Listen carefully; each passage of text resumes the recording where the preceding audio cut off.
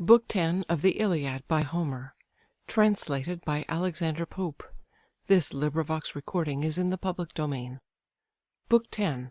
Argument. The Night Adventure of Diomed and Ulysses. Upon the refusal of Achilles to return to the army, the distress of Agamemnon is described in the most lively manner. He takes no rest that night, but passes through the camp, awaking the leaders, and contriving all possible methods for the public safety. Menelaus, Nestor, Ulysses, and Diomed are employed in raising the rest of the captains. They call a council of war, and determine to send scouts into the enemy's camp, to learn their posture and discover their intentions. Diomed undertakes this hazardous enterprise, and makes choice of Ulysses for his companion. In their passage they surprise Dolon, whom Hector had sent on a like design to the camp of the Grecians. From him they are informed of the situation of the Trojan and auxiliary forces, and particularly of Rhesus and the Thracians who were lately arrived. They pass on with success, kill Rhesus with several of his officers, and seize the famous horses of that prince, with which they return in triumph to the camp. The same night continues. The scene lies in the two camps. All night the chiefs before their vessels lay, and lost in sleep the labours of the day. All but the king, with various thoughts oppressed, his country's cares lay rolling in his breast. As when by lightnings Jove's ethereal power foretells the rattling hail, or weighty shower, or sends soft snows to whiten all the shore, or bids the brazen throat of war to roar. By fits one flash succeeds, as one expires, and heaven flames thick with momentary fires. So, bursting frequent from Atrides' breast, sighs, following sighs, his inward fears confess'd. Now o'er the fields, dejected, he surveys From thousand Trojan fires the mounting blaze, hears in the passing wind their music blow, and marks distinct the voices of the foe. Now looking backwards to the fleet and coast, anxious he sorrows for the endanger'd host. He rends his hair in sacrifice to Jove, and sues to him that ever lives above. Inly he groans, while glory and despair divide his heart, and wage a double war. 1,000 cares his labouring breast revolves.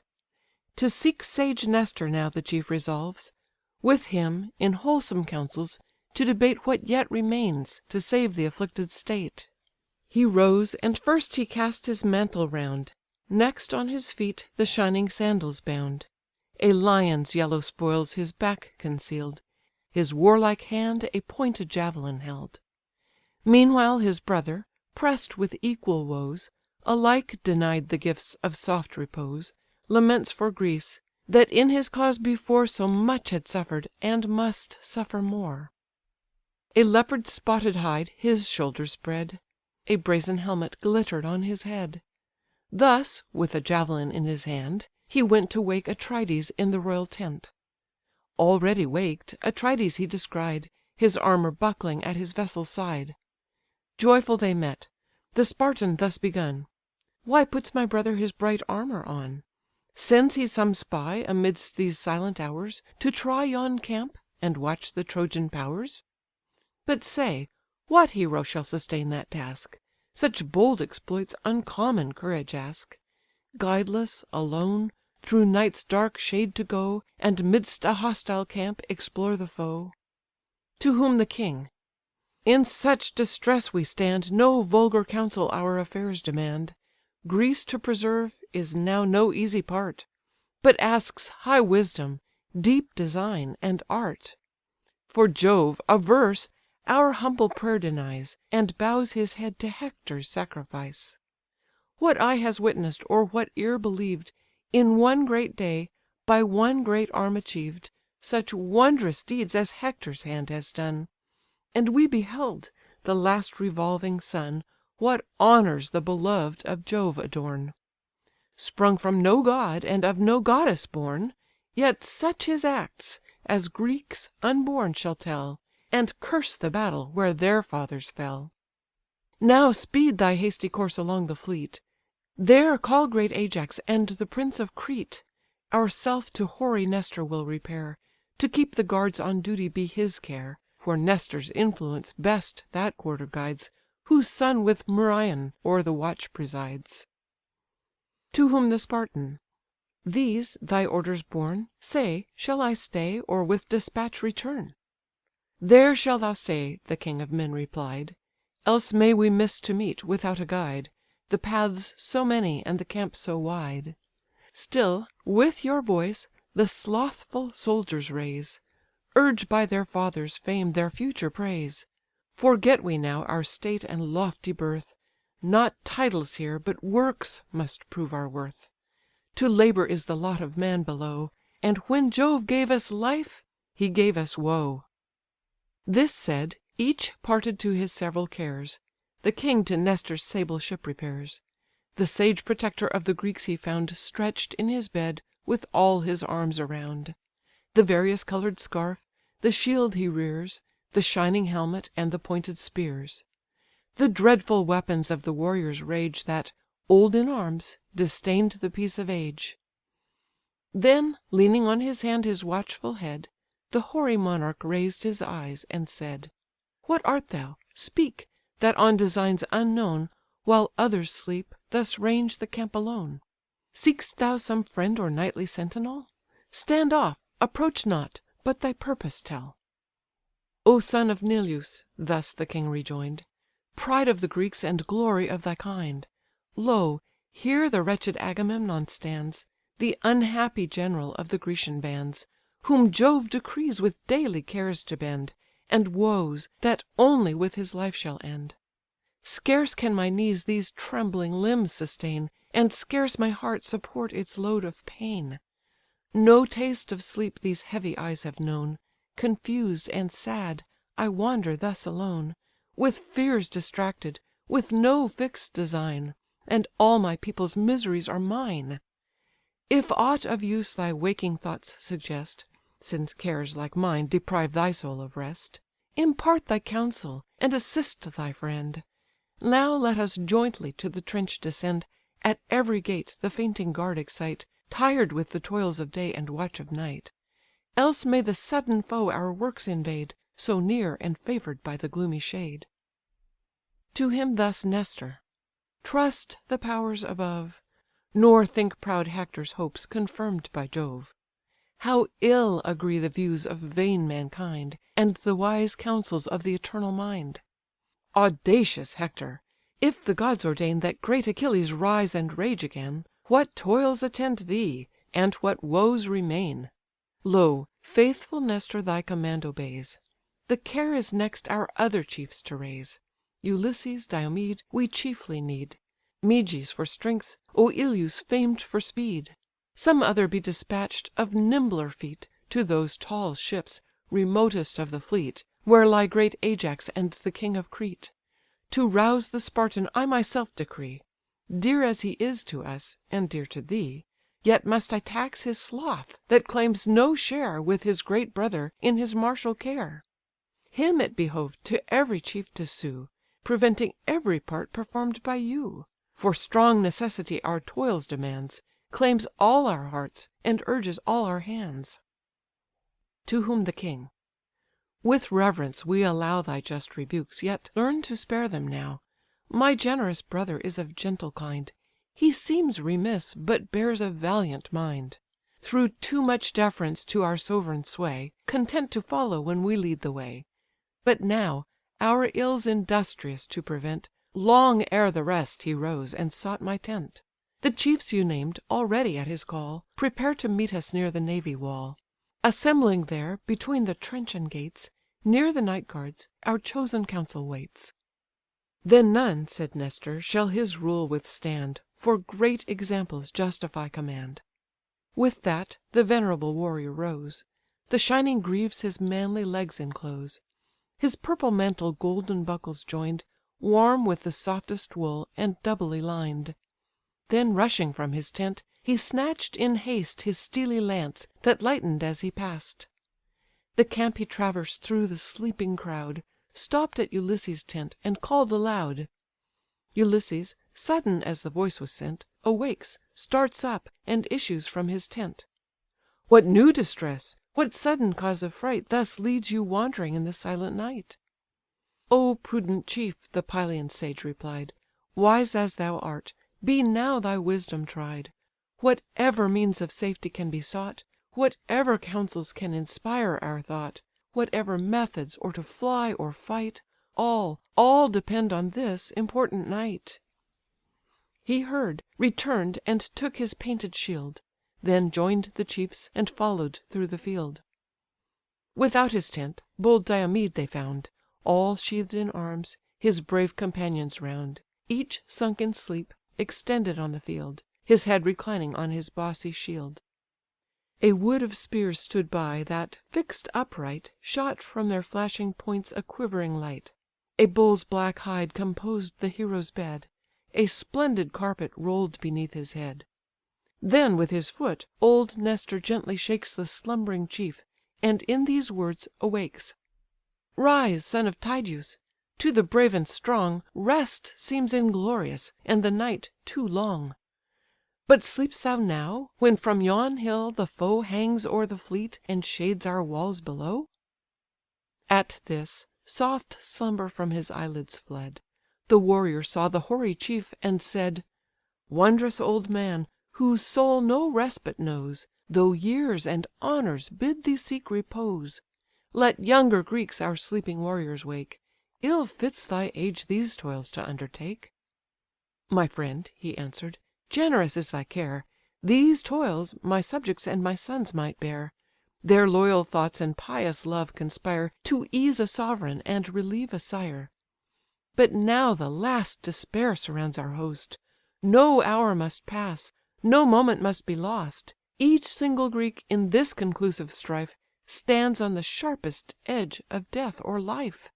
Yet, if my years thy kind regard engage, Employ thy youth as I employ my age; Succeed to these my cares, and rouse the rest; He serves me most, who serves his country best."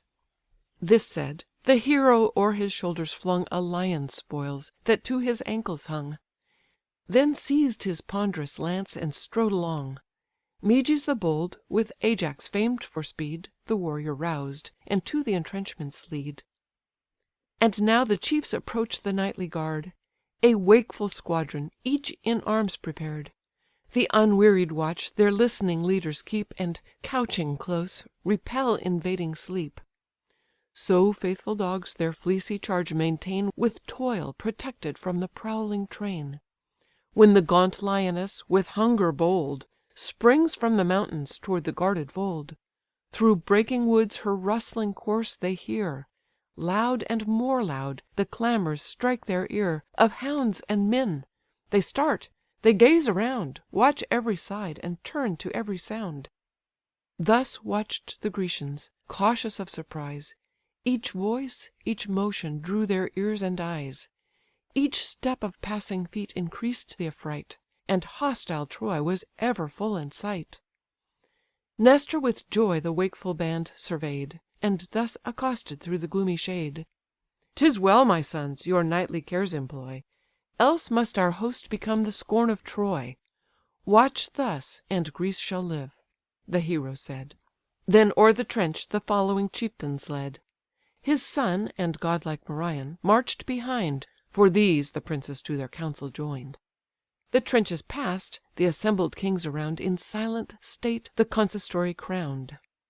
A place there was, yet undefiled with gore, The spot where Hector stopp'd his rage before, When night descending from his vengeful hand Reprieved the relics of the Grecian band. The plain beside with mangled corpse was spread, And all his progress mark'd by heaps of dead. There sat the mournful kings; when Neleus' son, The council opening, in these words begun: "Is there (said he) a chief so greatly brave, His life to hazard, and his country save? Lives there a man who singly dares to go To yonder camp, or seize some straggling foe? Or favour'd by the night approach so near, Their speech, their counsels, and designs to hear? If to besiege our navies they prepare, Or Troy once more must be the seat of war? This could he learn, and to our peers recite, And pass unharm'd the dangers of the night. What fame were his through all succeeding days, While Phœbus shines, or men have tongues to praise! What gifts his grateful country would bestow, What must not Greece to her deliverer owe! A sable ewe each leader should provide, With each a sable lambkin by her side. At every rite his share should be increased, And his the foremost honours of the feast. Fear held them mute: alone, untaught to fear, Tydides spoke: "The man you seek is here. Through yon black camps to bend my dangerous way, Some god within commands, and I obey. But let some other chosen warrior join, To raise my hopes, and second my design. By mutual confidence and mutual aid, Great deeds are done, and great discoveries made. The wise new prudence from the wise acquire, And one brave hero fans another's fire." Contending leaders at the word arose; Each generous breast with emulation glows. So brave a task each Ajax strove to share, Bold Merion strove, and Nestor's valiant heir. The Spartan wish'd the second place to gain, And great Ulysses wish'd, nor wish'd in vain. Then thus the king of men the contest ends: "Thou first of warriors, and thou best of friends, Undaunted Diomed, what chief to join In this great enterprise is only thine. Just be thy choice, without affection made; To birth or office no respect be paid. Let worth determine here." The monarch spake, And inly trembled for his brother's sake. "Then thus (the godlike Diomed rejoined) My choice declares the impulse of my mind. How can I doubt, while great Ulysses stands To lend his counsels and assist our hands? A chief, whose safety is Minerva's care, So famed, so dreadful in the works of war; Bless'd in his conduct, I no aid require; Wisdom like his might pass through flames of fire." "It fits thee not, before these chiefs of fame (replied the sage), to praise me or to blame. Praise from a friend, or censure from a foe, Are lost on hearers that our merits know. But let us haste: night rolls the hours away, The reddening orient shows the coming day. The stars shine fainter on the ethereal plains, And of night's empire but a third remains." Thus having spoke, with generous ardour press'd, In arms terrific their huge limbs they dress'd. A two-edged falchion Thrasymed the brave, And ample buckler, to Tydides gave. Then in a leathern helm he cased his head, Short of its crest, and with no plume o'erspread, Such as by youths unused to arms are worn. No spoils enrich it, and no studs adorn. Next him Ulysses took a shining sword, A bow and quiver with bright arrows stored, A well proved casque, with leather braces bound (Thy gift, Meriones) his temples crown'd.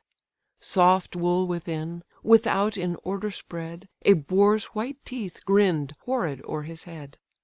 This from Amyntor, rich Ormenus' son, Autolycus, by fraudful rapine won, And gave Amphidamas. From him the prize Molus received, the pledge of social ties. The helmet next by Merion was possess'd, And now Ulysses' thoughtful temples press'd. Thus, sheathed in arms, the council they forsake, And dark through paths oblique their progress take. Just then, in sign she favour'd their intent, A long-wing'd heron great Minerva sent. This, though surrounding shades obscured their view, By the shrill clang and whistling wings they knew. As from the right she soar'd, Ulysses pray'd, Hail'd the glad omen, and address'd the maid: "O daughter of that god whose arm can wield The avenging bolt, and shake the dreadful shield! O thou, for ever present in my way, Who all my motions, all my toils survey! Safe may we pass beneath the gloomy shade, Safe by thy succour to our ships convey'd, And let some deed this signal night adorn, To claim the tears of Trojans yet unborn." Then godlike Diomed preferr'd his prayer: "Daughter of Jove, unconquer'd Pallas, hear! Great queen of arms, whose favour Tydeus won, As thou defend'st the sire, defend the son.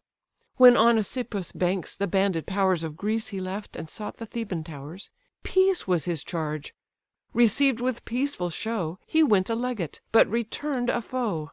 Then help'd by thee, and cover'd by thy shield, He fought with numbers, and made numbers yield. So now be present, O celestial maid! So still continue to the race thine aid. A youthful steer shall fall beneath the stroke, Untamed, unconscious of the galling yoke, With ample forehead, and with spreading horns, Whose taper tops refulgent gold adorns." The heroes pray'd, and Pallas from the skies Accords their vow, succeeds their enterprise. Now, like two lions panting for the prey, With dreadful thoughts they trace the dreary way, Through the black horrors of the ensanguined plain, Through dust, through blood, o'er arms and hills of slain. Nor less bold Hector, and the sons of Troy, On high designs the wakeful hours employ. The assembled peers their lofty chief enclosed, Who thus the counsels of his breast proposed: "What glorious man, for high attempts prepared, Dares greatly venture for a rich reward? Of yonder fleet a bold discovery make, What watch they keep, and what resolves they take? If now subdued they meditate their flight, And, spent with toil, neglect the watch of night? His be the chariot that shall please him most, Of all the plunder of the vanquish'd host; His the fair steeds that all the rest excel, And his the glory to have served so well." A youth there was among the tribes of Troy, Dolon his name, Eumedes' only boy; 5 girls beside the reverend herald told. Rich was the son in brass, and rich in gold; Not bless'd by nature with the charms of face, But swift of foot, and matchless in the race. "Hector (he said), my courage bids me meet This high achievement, and explore the fleet. But first exalt thy sceptre to the skies, And swear to grant me the demanded prize, The immortal coursers, and the glittering car That bear Pelides through the ranks of war. Encouraged thus, no idle scout I go; Fulfil thy wish, their whole intention know, Even to the royal tent pursue my way, And all their counsels, all their aims betray." The chief then heaved the golden sceptre high, Attesting thus the monarch of the sky: "Be witness thou, immortal lord of all, Whose thunder shakes the dark aerial hall: By none but Dolon shall this prize be borne, And him alone the immortal steeds adorn."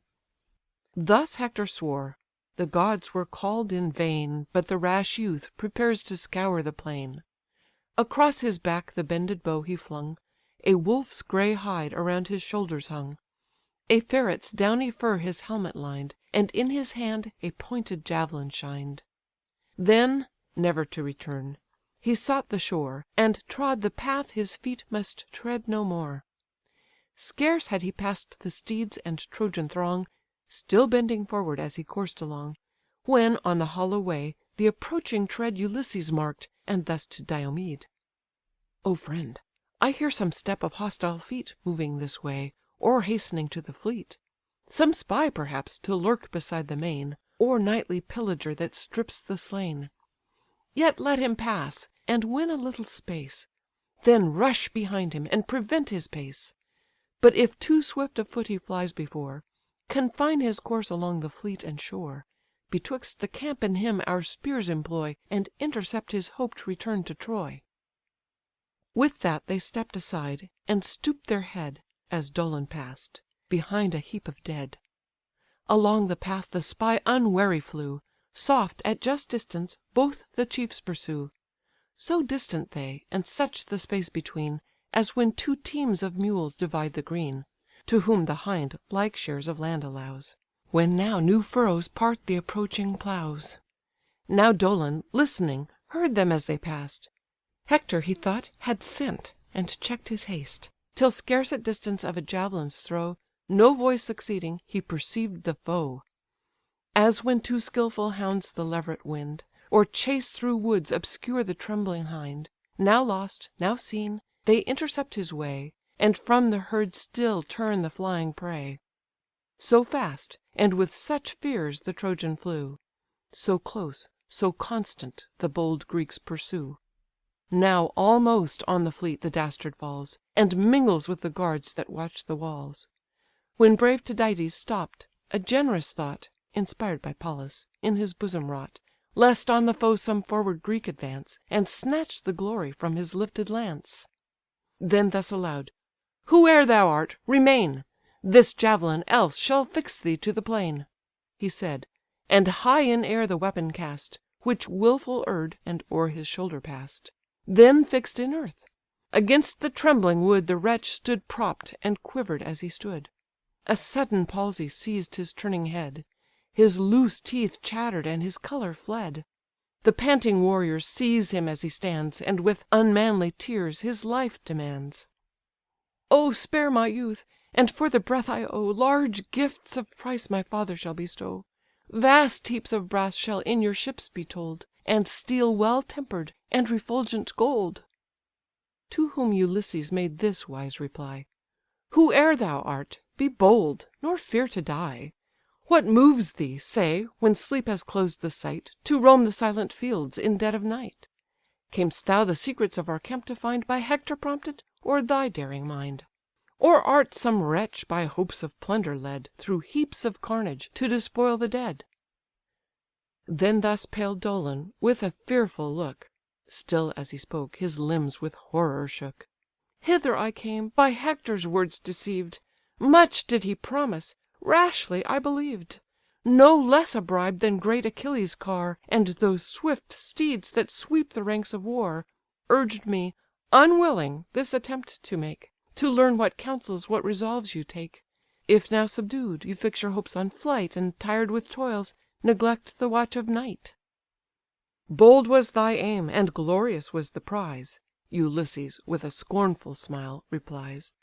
"Far other rulers those proud steeds demand, And scorn the guidance of a vulgar hand. Even great Achilles scarce their rage can tame, Achilles, sprung from an immortal dame. But say, be faithful, and the truth recite, Where lies encamp'd the Trojan chief to night? Where stand his coursers? In what quarter sleep Their other princes? Tell what watch they keep. Say, since this conquest, what their counsels are; Or here to combat, from their city far, Or back to Ilion's walls transfer the war." Ulysses thus, and thus Eumedes' son. What Dolon knows, his faithful tongue shall own. Hector, the peers assembling in his tent, A council holds at Ilus' monument. No certain guards the nightly watch partake, Where'er yon fires ascend, the Trojans wake. Anxious for Troy, the guard the natives keep; Safe in their cares the auxiliar forces sleep, Whose wives and infants, from the danger far, Discharge their souls of half the fears of war. "Then sleep those aids among the Trojan train?" Inquired the chief, "or scatter'd o'er the plain?" To whom the spy: "Their powers they thus dispose The Paeons, dreadful with their bended bows, The Carians, Caucons, the Pelasgian host, And Leleges, encamp along the coast. Not distant far, lie higher on the land, The Lycian, Mysian, and Mæonian band, And Phrygia's horse, by Thymbrus' ancient wall, The Thracians utmost, and apart from all. These Troy but lately to her succour won, Led on by Rhesus, great Eioneus' son. I saw his coursers in proud triumph go, Swift as the wind, and white as winter snow. Rich silver plates his shining car enfold, His solid arms refulgent flame with gold. No mortal shoulders suit the glorious load, Celestial panoply, to grace a god! Let me, unhappy, to your fleet be borne, Or leave me here, a captive's fate to mourn, In cruel chains, till your return reveal The truth or falsehood of the news I tell." To this Tydides, with a gloomy frown: "Think not to live, though all the truth be shown. Shall we dismiss thee, in some future strife To risk more bravely thy now forfeit life? Or that again our camps thou mayst explore? No, once a traitor, thou be traced no more." Sternly he spoke, and as the wretch prepared With humble blandishment to stroke his beard, Like lightning swift the wrathful falchion flew, Divides the neck, and cuts the nerves in two. One instant snatch'd his trembling soul to hell; The head, yet speaking, mutter'd as it fell. The furry helmet from his brow they tear, The wolf's grey hide, the unbended bow and spear. These great Ulysses lifting to the skies, To favouring Pallas dedicates the prize: "Great queen of arms! receive this hostile spoil, And let the Thracian steeds reward our toil. Thee first of all the heavenly host we praise. O speed our labours, and direct our ways." This said, the spoils, with dropping gore defaced, High on a spreading tamarisk he placed; Then heap'd with reeds and gather'd boughs the plain, To guide their footsteps to the place again. Through the still night they cross the devious fields, Slippery with blood, o'er arms and heaps of shields, Arriving where the Thracian squadrons lay, And eased in sleep the labours of the day. Ranged in 3 lines they view the prostrate band; The horses yoked beside each warrior stand, Their arms in order on the ground reclined; Through the brown shade the fulgid weapons shined. Amidst lay Rhesus, stretch'd in sleep profound, And the white steeds behind his chariot bound. The welcome sight Ulysses first descries, And points to Diomed the tempting prize. "The man, the coursers, and the car behold, Described by Dolon with the arms of gold. Now, brave Tydides, now thy courage try, Approach the chariot, and the steeds untie; Or if thy soul aspire to fiercer deeds, Urge thou the slaughter, while I seize the steeds." Pallas, this said, her hero's bosom warms, Breathed in his heart, and strung his nervous arms. Where'er he pass'd, a purple stream pursued His thirsty falchion, fat with hostile blood, Bathed all his footsteps, dyed the fields with gore, And a low groan remurmured through the shore. So the grim lion, from his nightly den, O'erleaps the fences, and invades the pen; On sheep or goats, resistless in his way, He falls, and foaming rends the guardless prey; Nor stopp'd the fury of his vengeful hand, Till 12 lay breathless of the Thracian band. Ulysses following, as his partner slew, Back by the foot each slaughter'd warrior drew; The milk white coursers studious to convey Safe to the ships, he wisely clear'd the way, Lest the fierce steeds, not yet to battle spread, Should start and tremble at the heaps of dead. Now 12 despatch'd, the monarch last they found; Tydides' falchion fix'd him to the ground. Just then a deathful dream Minerva sent; A warlike form appear'd before his tent, Whose visionary steel his bosom tore; So dream'd the monarch, and awaked no more. Ulysses now the snowy steeds detains, And leads them, fasten'd by the silver reins. These with his bow unbent he lash'd along; The scourge forgot, on Rhesus' chariot hung; Then gave his friend the signal to retire; But him new dangers, new achievements fire. Doubtful he stood, or with his reeking blade To send more heroes to the infernal shade, Drag off the car where Rhesus' armour lay, Or heave with manly force, and lift away. While unresolved the son of Tydeus stands, Pallas appears, and thus her chief commands: "Enough, my son! from further slaughter cease, Regard thy safety, and depart in peace.